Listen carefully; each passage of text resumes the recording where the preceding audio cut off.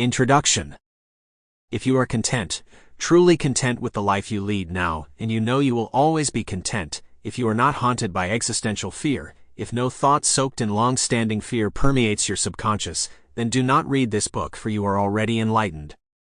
This is a book whose message is to show you the shortest, simplest way to remind you of who you truly are.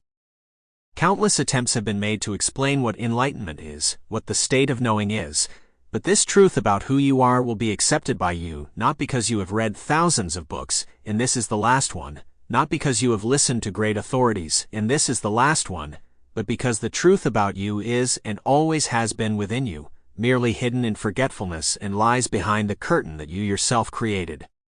And if you give yourself permission, you will remember who you truly are.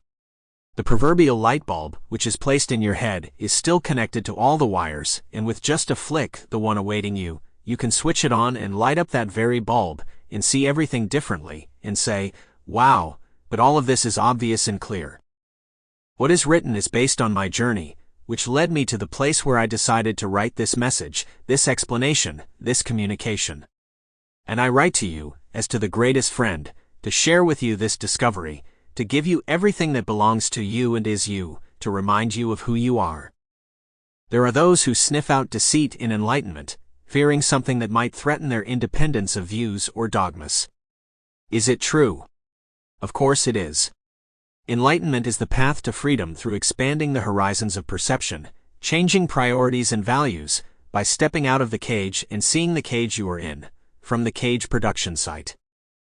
Many of those who want to share their knowledge about the paths to enlightenment, many enlightened ones use words and phrases that are often associated with an excessive sweetness of the message, with an unnatural tone of benevolence, with an inflated atmosphere of gentleness. If you belong to those who are annoyed by being called friends, if what has value for you is defined by hard words and only then do you feel its taste, then you can also reach enlightenment in this atmosphere.